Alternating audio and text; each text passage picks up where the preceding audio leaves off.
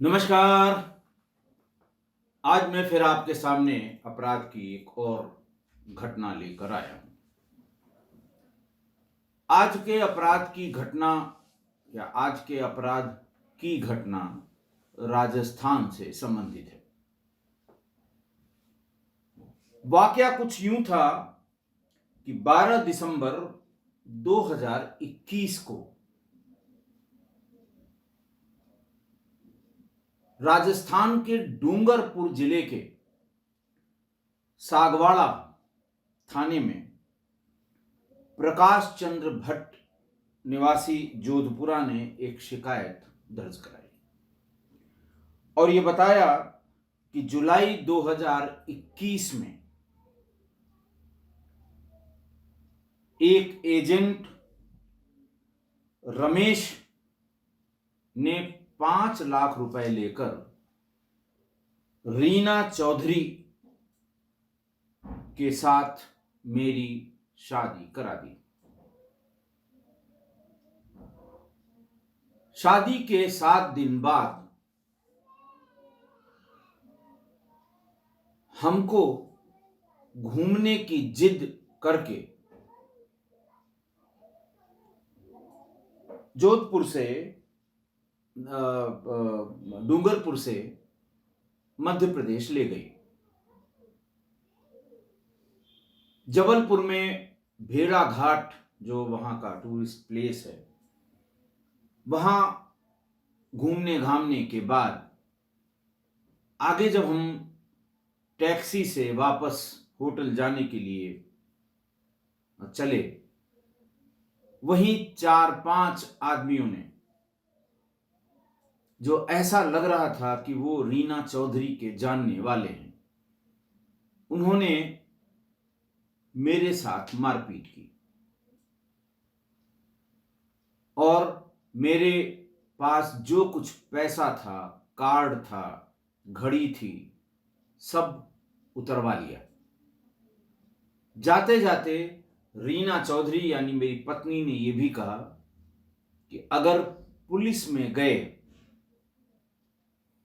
तो ये समझ लेना मैं तुम्हारा क्या हाल करूंगी। प्रकाश चंद्र भट्ट ने थाने पर बताया कि साहब मैं किसी तरह से वापस घर आया, घर वालों को पूरी बात बताई। घर वालों ने हम लोगों के लिए कमरा था, वहां जब देखा तो कोई भी गहना, कोई भी जेवर वहां मौजूद नहीं था। जिससे 7 दिन पहले मेरी शादी हुई थी रीना चौधरी, वो सारे गहने, कपड़े, जिसमें मेरी मां के भी गहने थे, सब लेकर और मेरा पैसा जो उन लोगों ने छीन लिया, लेकर भाग गई। पुलिस ने फिर मुकदमा लिखा।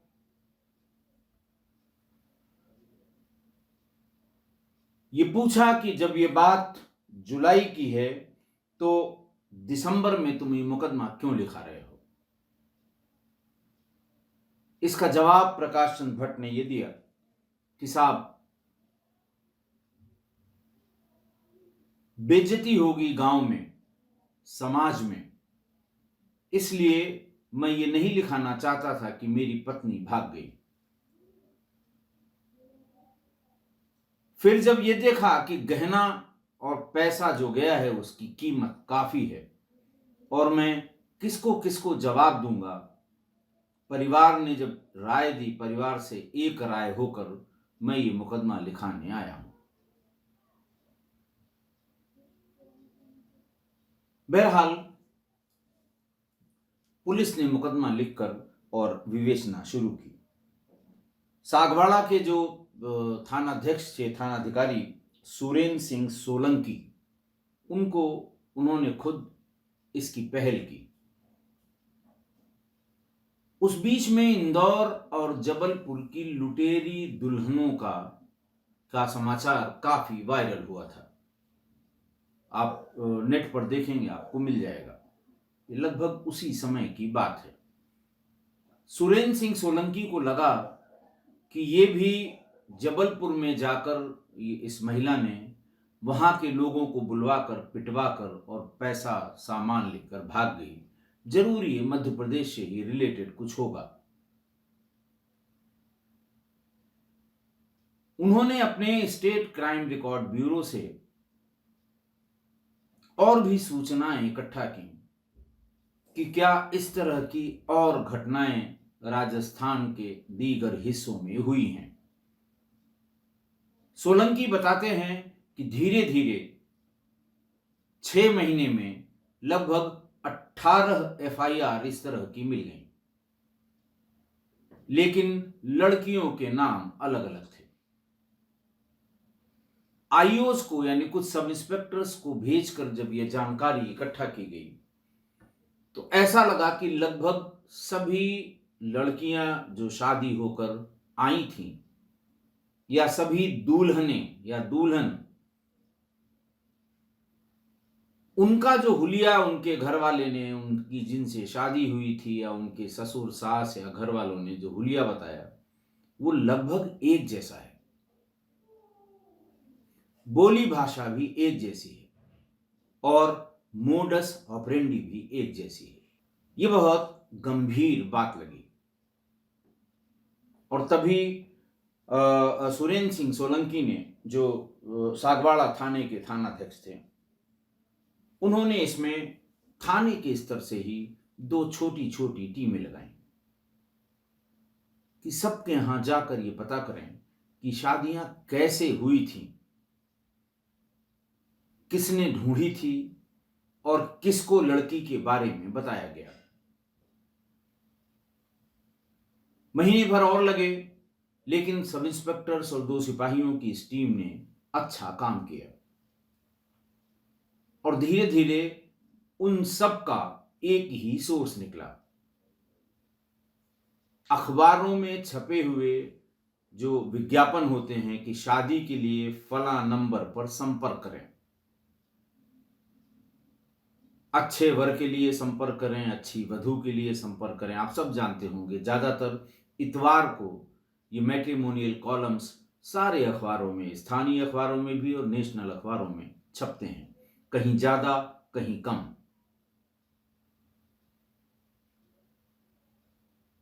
उन सब के पास वो नंबर आज भी मौजूद थे जो अखबारों से देखकर उन्होंने कांटेक्ट किया था। उन सब की सीडीआर निकाली गई। 90% नंबर बंद हो चुके थे, लेकिन जो नंबर चालू थे उनकी सीडीआर निकाली गई। इनमें से 2 की लोकेशन जबलपुर आई। कुछ राजस्थान से ऑपरेट, ज्यादातर राजस्थान से ऑपरेट करते थे।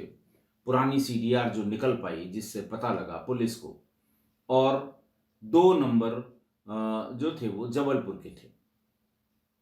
पुलिस जबलपुर गई, पूछताछ शुरू की, स्थानीय पुलिस की मदद ली और पता करते करते वहां रुककर 1 हफ्ते में उन्हें यह पता लग गया कि ये जो 2 शादी कराने वाले एजेंट जिनका ये नंबर था, इनका संपर्क गुड्डी वर्मन नाम की एक महिला से है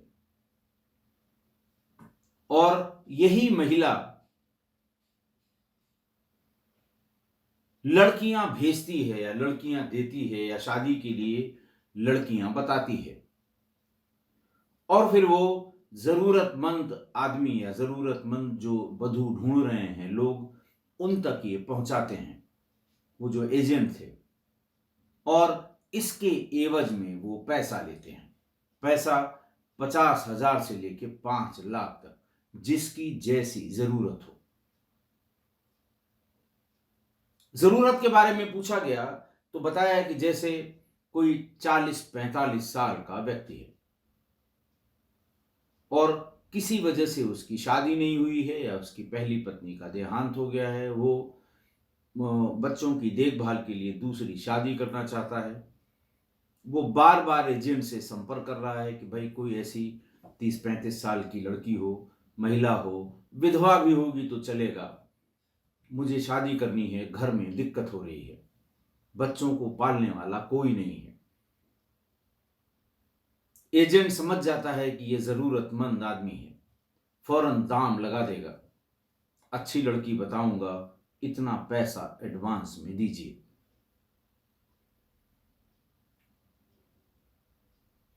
गुड्डी बर्मन जो ये गैंग चलाती थी, आलीशान मकान में रहती थी।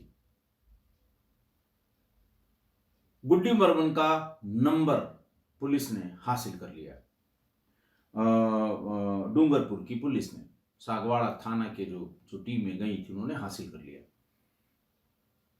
उसकी सीडीआर जब देखी तो बड़ी चौंकाने वाली बातें हैं। उत्तर प्रदेश, मध्य प्रदेश, राजस्थान, इन तमाम जगहों पे तमाम लोगों से उसकी बातें हुआ करती थी। दिन भर वो फोन पर रहा करती थी। लंबी लंबी और छोटी छोटी हर तरह की कॉल उस पर मिली। उसको भी पुलिस ने वेरीफाई करना शुरू किया। ज्यादातर लोग उसी शादी ब्याह के सिलसिले में, और 100% लोग बहू की तलाश वाले मिले। पुलिस को लगा कि महिला के यहां अभी उससे पूछा जाएगा, किसी के पास कोई एविडेंस नहीं है। इतने जो मुकदमे लिखे हुए हैं, इनमें से जो फोटोग्राफ हैं उनको कहां तलाशा जाएगा, दुनिया भर का तमाशा होगा। इसके लिए एक प्रोग्राम बनाया गया। प्रोग्राम ये बनाया गया कि एक सिपाही भानु प्रताप, उससे गुड्डी बर्मन का संपर्क एक एजेंट के थ्रू कराया गया, जिसका नंबर लोगों के सीडीआर में मिला था।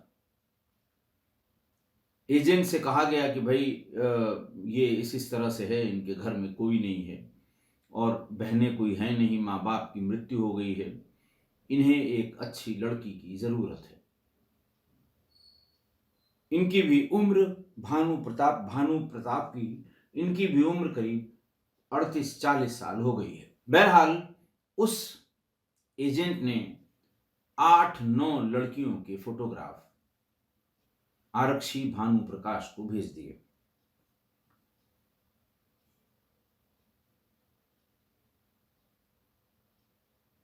पुलिस को ताज्जुब हुआ कि इसमें रीना का भी फोटोग्राफ था। वही रीना जिसके लूट कर भाग जाने की एफआईआर लिखवाई गई थी, प्रकाश चंद्र भट्ट ने लिखवाई थी 12 दिसंबर 2021 को। उन्होंने फौरन पहचान लिया कि हाँ, इसी से मेरी शादी हुई थी और यही मुझको लेकर जबलपुर घूमने गई थी, जहां इसने लड़कों को बुलवाकर पिटवाया और पैसा गहना लेकर भाग गई। भानु प्रकाश ने फौरन बातचीत में उस एजेंट के थ्रू गुड्डी बर्मन से बात की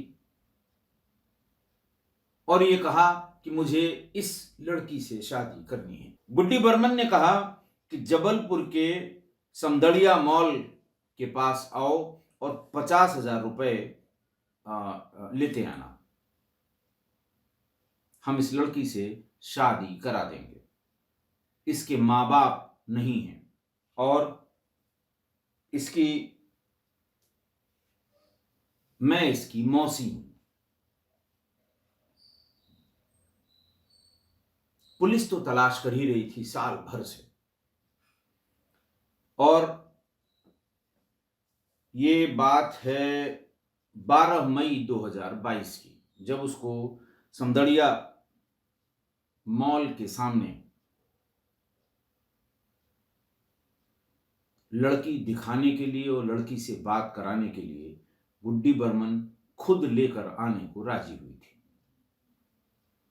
महिला आरक्षियों की एक टीम समदड़िया मॉल में ऐसी जगह खड़ी की गई जहां से भानु प्रकाश दिखाई दे रहा था। भानु प्रकाश अपने साथ एक और सिपाही वीरेन सिंह को ले गया, ये कह के कि ये मेरा मौसेरा भाई है, ये मेरे साथ आया है, वो भी लड़की से बात करना चाहेगा।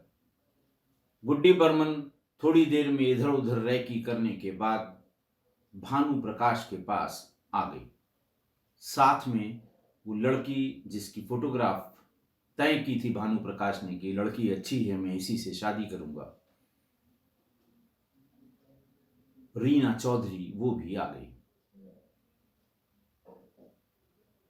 भानु प्रकाश के साथ वाले आरक्षी यानी सिपाही वीरेंद्र सिंह ने महिला कांस्टेबल्स की टीम को इशारा कर दिया। चारों तरफ से घेरा गया जब दोनों भागने लगी, लेकिन पुलिस ने दौड़ाकर पकड़ लिया। थाने पर लाया गया। आते ही फौरन वो भी पहचान गई प्रकाश चंद्र भट्ट, जोधपुरा का रहने वाला था जिसने एफआईआर कराई थी, और छूटते ही कहा कि साहब ये सब गलत बातें कर रहे हैं, मैं इनके साथ कैसे रह सकती थी, ये नामर्द हैं, इंपोर्टेंट हैं। पुलिस एक बार सन्नाटे में आ गई, लेकिन फिर जितनी एफआईआर थानाध्यक्ष सोलंकी ने इकट्ठा कर रखी थी, एक एक करके सबको व्हाट्सएप पर ये फोटो भेजी गई। सब ने एक स्वर में बताया कि हाँ ये वही लड़की है। फिर इनकी थोड़ी खातिरदारी करनी पड़ी। महिला कांस्टेबल्स ने गुड्डी बर्मन और इनकी रीना चौधरी की खातिरदारी की। गुड्डी बर्मन के घर पर दबिश दी गई। 18-20 आधार कार्ड लड़कियों के फर्जी, कुछ फर्जी दस्तावेज, कुछ मैरिज सर्टिफिकेट फर्जी, कुछ फोटोग्राफ्स, कुछ लड़कों के भी फोटोग्राफ, ये सब उसके घर बरामद हुए। फिर सिलसिलेवार पूछताछ शुरू हुई तो ये पता लगा कि ये प्रकाश चंद्र भट्ट से जो शादी हुई थी, ये उसकी 33वीं शादी थी। 32 साल की रीना चौधरी की 33वीं शादी। इसके पहले एक बार वो नर्मदापुरम जिले के पिपरिया थाने में भी ऐसे ही ये जेवर और पैसा लेकर भागी थी और यही आरोप दोहरा दिया था कि लड़के में कमी है। लेकिन फिर भी पुलिस ने जेवर जब बरामद किया तो इसे जेल भेजा था। 6 महीने जेल में रह के वापस आ गई। उस समय पिपरिया पुलिस को इस सामूहिक गैंग के बारे में, इस बड़े गैंग के बारे में न उन्होंने कोशिश की जानने की और न ही प्रदेश के विभिन्न हिस्सों में लिखी हुई एफआईआर की जानकारी करने की कोशिश की। और चोरी की आरोप में जेल गई महिला ये 3-4 महीने में वापस आ गई, फिर अपना धंधा शुरू कर दिया।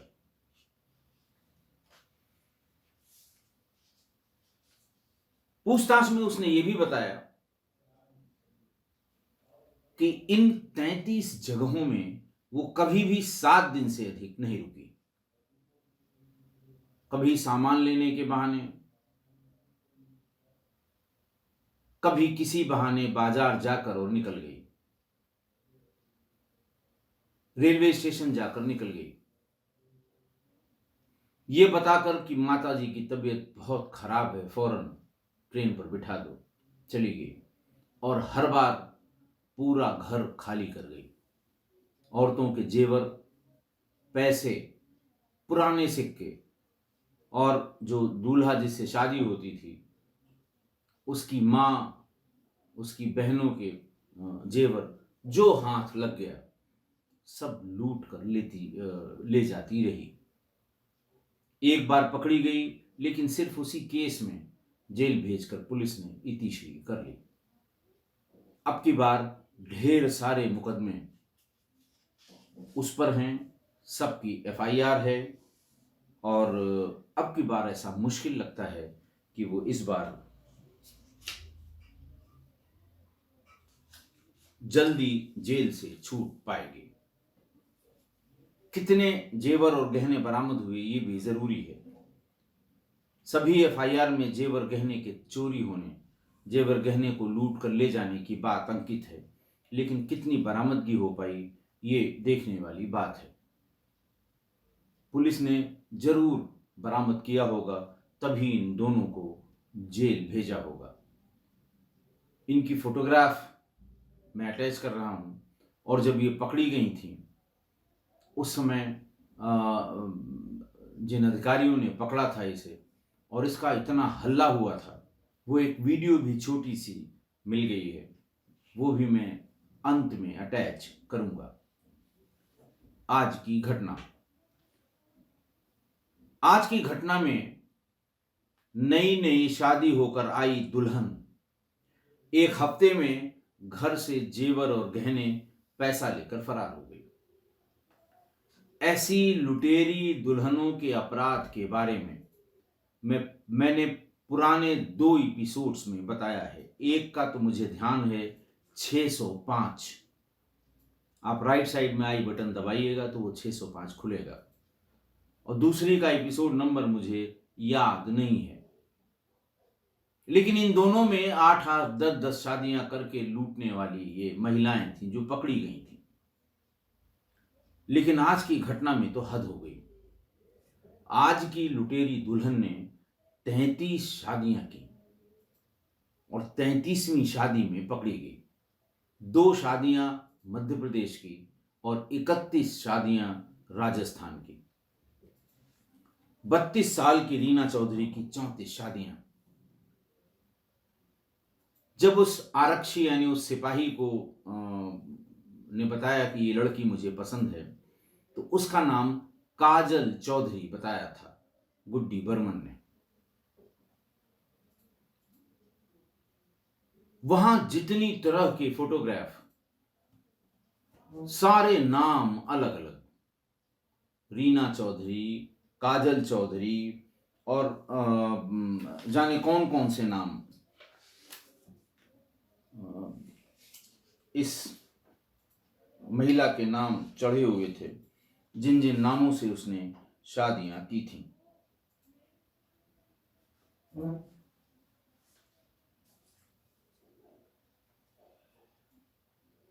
बीसों नाम से इसने अलग अलग जगह अलग अलग नाम से जो एफआईआर में अंकित है। मध्य प्रदेश और राजस्थान में अब तक 18 एफआईआर का पता लगा है जो पिछले 3 सालों में दर्ज कराई गई थी। कुछ लोगों ने मारे शर्म के या बेइज्जती होने के डर से एफआईआर नहीं लिखवाई और न ही किसी को बताया। और बेइज्जती इसलिए भी कि जब भी कोई लड़की इस तरह से ससुराल से भाग के जाती है तो टोला पड़ोस में ये मरमरिंग होती है कि लड़के में कुछ कमी होगी तभी वो भागी है। लड़का लगता है इम्पोर्टेंट है। ये बेचारी कैसे उसके साथ जिंदगी काटती, भाग गई। कुछ लोगों ने जिनका ज्यादा जेवर और गहना गया था, उन्होंने जरूर थाने पर जाकर इसकी एफआईआर लिखवाई थी। जिन लोगों ने नहीं लिखवाई उसका कारण मुख्य यही था कि अभी गांव को पता लगेगा कि छोड़ के भाग गई, लोग कहेंगे लड़के में ही कमी है, हल्ला हो जाएगा, फिर दोबारा शादी करने का स्कोप खत्म हो जाएगा। कौन अपनी लड़की देगा अगर ये बात गांव में चर्चाएं आम हो कि लड़के में कमी है, इंपोर्टेंट है। गांव के लैंग्वेज में कहें तो हिजड़ा है। थर्ड जेंडर के बारे में गांव में लोकल लैंग्वेज में ये कहा जाता है। और ये आरोप लगा देते हैं तुरंत जो नहीं लिखवाते हैं या कहीं पता लग गया कि छोड़ के भाग गई है कि उसका पहले से किसी लड़के से चक्कर था। बात करते हुए घर वालों ने पकड़ लिया था, इसलिए वो अपने आशिक के साथ भाग गई ताकि थोड़ा सा वजन जो लोड लड़के पर पड़ता समाज का वो कम हो सके। अच्छा, मोडस ऑपरेंडी देखिए इस पूरे गैंग की कि समाचार पत्रों में, वेबसाइट में और तमाम आप देखते होंगे वो शादी.com और विवाह बंधन और जाने कौन कौन, इसमें अच्छे वर वधू के लिए संपर्क करें। एक नंबर दिया होगा और एक नाम भी दिया होगा। गुड्डी बर्मन और उसके गुर्गे ये नंबर तलाश लेते थे। गुड्डी बर्मन उनसे संपर्क करती थी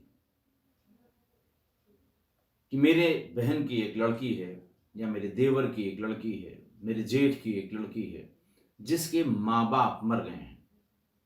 हमने उसको पाला पोसा है, बड़ा किया है, लेकिन हम लोग गरीब हैं, इसलिए इसकी शादी नहीं हो पा रही है। कोई अच्छा लड़का देख के बताइए, वो अगर तलाकशुदा है तो भी चलेगा, लेकिन हमें इस लड़की की शादी करनी है। 2, 4, 6 जगह अपनी बातचीत करके और उसके व्हाट्सएप पे इसकी फोटो भेज के, और अगर मान लिया फोटो नहीं पसंद आई तो बताया कि एक और हमारी भांजी है, हम लोग भी उसकी शादी, एक और फोटो भेज दी। और आरक्षी भानु प्रकाश को तो उसने 8 फोटो भेजी, पसंद कर लो, हम मैरिज ब्यूरो चलाते हैं, कौन सी लड़की पसंद है।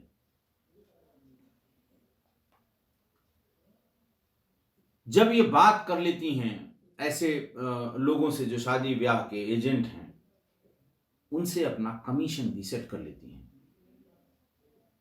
पूरा गैंग 50,000 से लेके 5 लाख तक, कि भाई हमको 1 लाख रुपए दे देना, बाकी तुम रखो, जितना वसूल सको। और फिर लास्ट में ऐसे वर से वो एजेंट के माध्यम से बात शुरू करती थी, कई राउंड बात करती थी, ये देखने के लिए कि कहीं कोई चालाकी तो नहीं कर रहा है। और गुड्डी बर्मन कभी सीधे उनसे पैसे की बात नहीं करती थी। उसको लगता था कि अगर पैसे की बात होगी तो इन्हें शक हो जाएगा। कतई पैसे की बात नहीं करती, बस यही कहती थी कि भाई अच्छे से रखिएगा, इसको किसी तरह की तकलीफ न हो, बड़े लाड़ प्यार से पाला है इसको, दुनिया भर की बातें। और ये भी कि साहब हम बहुत गरीब लोग हैं, आप लोग तो बड़े लोग हैं, हम तो बारात का भी खर्चा नहीं उठा सकते।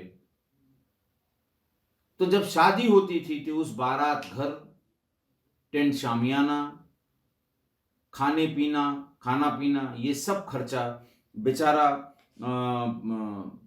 लड़का ही उठाया करता था। और एजेंट से बात करके पैसा गुड्डी ले जाती थी। कुछ लोग जो ज्यादा चतुर सुजान हैं, चालाक हैं, शादी होने के बाद अगर उनको जरा सा भी डाउट पहले से है तो वो पहला काम करते हैं कि जरा सा दुल्हन से कि अपना आधार कार्ड दे दो, कल तुम्हारा अकाउंट खुलवाना है, ताकि उसको शक न हो। आधार कार्ड मिल गया, फोटो देखी, उसमें नाम पता देखा, तो यकीन हो गया कि नहीं ये लड़की जेन्युइन है। लेकिन 7 दिन के भीतर ही उनकी जो चालाकी, उनकी जो चतुराई है वो निकल जाती है। तो इसलिए शादी विवाह के इस नाजुक मामले में एजेंट के बारे में जिसने ये शादी बताई है, लड़की के बारे में बिना हिचक पूरी जानकारी कर लें। जो भी नाम पता बताया गया है वहां किसी को भिजवा कर दिखवा लें। गांव का है तो प्रधान से बात कर लें, शहर कस्बे का है तो आप जो भी वहां लोकल लोग हों उनसे बात कर लें। और जब तक सही पता न चल जाए कतई शादी के लिए प्रोसीड न करें, वरना हफ्ते भर में ही आप लूटे जाएंगे। रीना जैसी पता नहीं कितनी घूम रही हैं आपको लूटने के लिए। आशा है आप मेरी इस बात से सहमत होंगे। आज के लिए इतना ही, बहुत बहुत धन्यवाद। शादी 7 जन्मों का बंधन माना जाता है, पर हम जबलपुर की एक ऐसी महिला के बारे में बता रहे हैं जिसके लिए शादी 7 दिन का बंधन होता है। 8वें दिन वह पैसे और जेवर समेटकर भाग जाती है। 32 की उम्र वाली ये महिला इतनी ही शादी कर चुकी है। एक शादी उसने एमपी के नर्मदापुरम में, तो अन्य 31 शादियां उसने राजस्थान में की हैं। 33वीं शादी के झांसे में वह राजस्थान पुलिस के हत्थे चढ़ गई, तब उसका भंडाफोड़ हुआ। दरअसल महिला एजेंटों के माध्यम से भारी भरकम पैसा लेकर शादी करती थी और उसके बाद 6 से 7 दिनों में उस घर से जेवर और पैसे लेकर फरार हो जाती थी। इस गिरोह में कई लोग शामिल हैं। राजस्थान के डूंगरपुर की सांगौड़ा पुलिस ने इस महिला को गिरफ्तार कर लिया है। पूछताछ जारी है। संतोष सिंह, दैनिक भास्कर, जबलपुर।